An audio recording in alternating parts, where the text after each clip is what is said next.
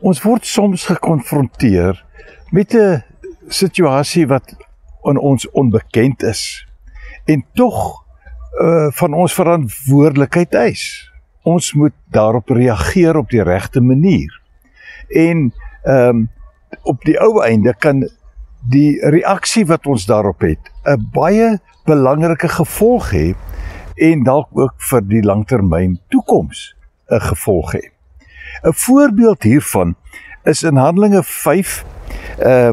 Daar is 'n hele paar verse wat hier betrokke is, maar kom ons lees van eers net vers 35.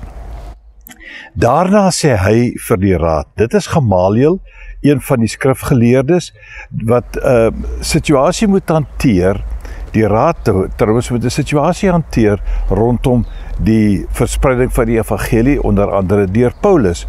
Hy sê toe vir die raad, Israeliete, julle moet versigtig wees wat julle met hierdie mense gaan doen. Nou, onmiddellik word daar 'n ander klem gelê op die situasie.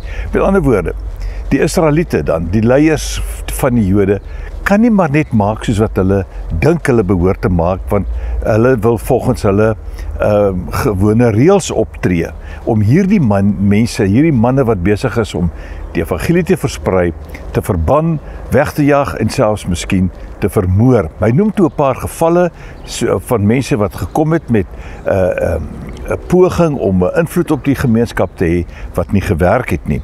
En na aanleiding daarvan sê hy toe vir hulle, my raad aan julle is, laat staan hierdie mense en laat hulle los, want as wat hulle wil en wat hulle doen mensewerk is, sal daar niks van kom nie. Met ander woorde, evalueer die situasie. Dink julle dit is 'n mens wat hier aan die werk is, of mense, of miskien is dit God? So, in die lig daarvan, wees baie versigtig hoe julle gaan reageer. As dit van God kom, sal julle dit nie kan keer nie. Moenie dat dit dalk later blyk dat julle selfs teen God gestry het nie.